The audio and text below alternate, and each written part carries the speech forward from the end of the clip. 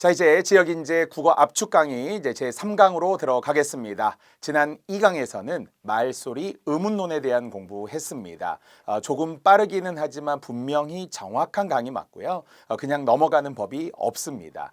말소리 의문론에서도 자음 체계, 모음 체계와 관련된 의문 체계를 공부했으며 아울러 의문의 변동 크게 4가지로 그리고 세부적으로 나누어서 11가지 정도의 의문의 변동 등을 살펴보았습니다. 자, 이번 시간에는 이제 전체 번호 3번째 단어의 형성, 형태론이 되겠습니다. 역시 아주 중요합니다. 이제 문법적으로 차근차근 다져가는 과정이에요. 그러니까 국어는 상식과 지식이 만나는 시험이기는 합니다. 약간 우리가 알고 있는 보편적 상식, 예를 들어 비문학이나 문학 같은 경우는 또 중요하다고 하지만 그냥 적당히 읽고 풀어도 될 수 있어요. 뭐 맞고 틀린 거와 상관없이 그냥 심리적으로는 좀 편하죠. 하지만 문법이나 또는 뒤에 배워야 할 어휘, 한자 같은 거 이런 것들은 공부가 더 필요하잖아요. 문법도 심리적인 부담감이 분명히 있어요. 왜냐하면 위아래 격차가 좀 크거든요. 하지만 분명한 것은 역시 보편적인 기준, 중간쯤에 우리가 지식은 확보해 두어야 그래야 뭔가 찍어도 마음이 좀 편하죠. 그냥 모르는데 처음 듣는데 막 찍으면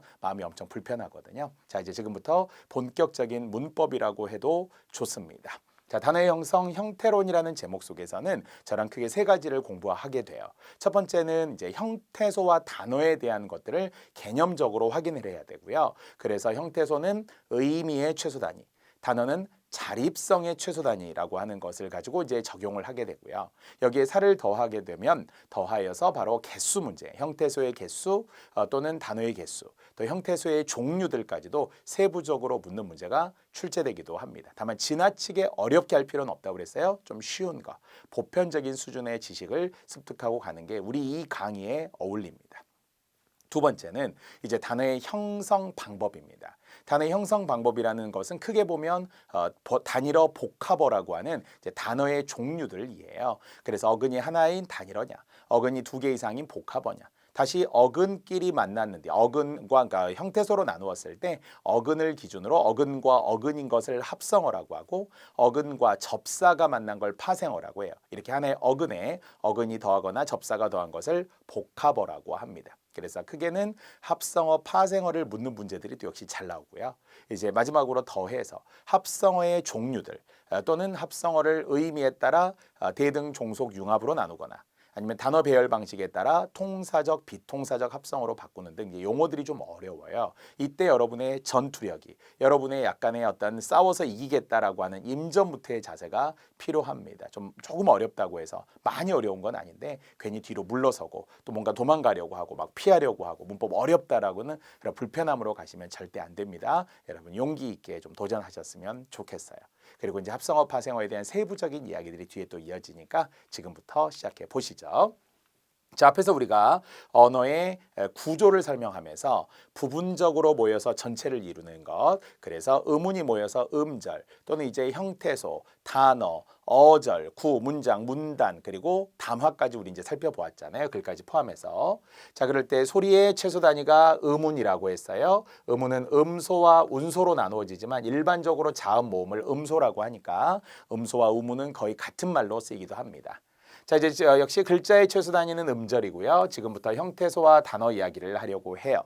자, 최소한의 이제 형태소의 정의, 의미의 최소 단위, 의미가 뜻이었잖아요. 언어란 뜻이 있는 음성이다. 뜻, 의미, 내용 했으니까요. 자, 그래서 뜻을 가진 가장 작은 말을 형태소라고 하는데 여기서 뜻이라는 것에 대한 인식을 바꿔야 돼요. 즉 우리가 명사로서 설명할 수 있는 하늘, 달, 별, 땅, 아버지, 어머니 이런 것들을 누가 보아도 형태소예요. 하지만 문법적인 뜻에서 학생들이 제일 고민을 많이 해요. 예를 들어서 먹다의 먹에는 뜻이 있을 것 같아요? 없을 것 같아요? 그럼 먹다의 다는 뜻이 있어요? 없어요? 먹는의 느는 뜻이 있어? 없어요? 먹고의 고는 있어요? 없어요? 그러면 결론적으로 모두 다 있어요. 이것은 문법적인 자격, 문법적인 어간이나 어미나 이런 것들도 다 뜻이 있다 이렇게 이야기합니다. 하지만 아버지의 아 이런 건 뜻이 없겠죠. 어머니의 제일 끝에는 이 이런 건 뜻이 없어요. 그래서 어떤 명사라면 그 자체가 하나의 뜻이 맞지만 문법적으로 쪼갤 수 있는 것. 그래서 실질적인 의미와 형식적인 의미로 나누어서 주로 실질적인 것은 명사이거나 아니면 어간. 거듭 어간이라는 건 먹다의 먹, 가다의 가, 보다의 보처럼 기본형 단어 중 앞에 붙어 있는 것. 그래야만 그것이 실질적인 장치고 하지만 먹다 가다 보다 듣다 할 때 뒤에 붙어있는 다 이런 걸 어미라고 하는데 어미는 어미라는 지금 벌써 문법적 이름이 있기 때문에 뜻이 있어요. 형태소예요. 하지만 그것은 형식적인 의미밖에 없다고 해요.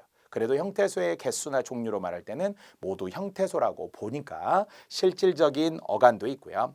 역시 내내 우리는 3대 형식 형태소, 3대 문법 형태소라고 하는 걸 두 번째 하고 있는데요. 앞에서 우리가 했을 때는 교차거, 첨가어 할 때도 설명했고요.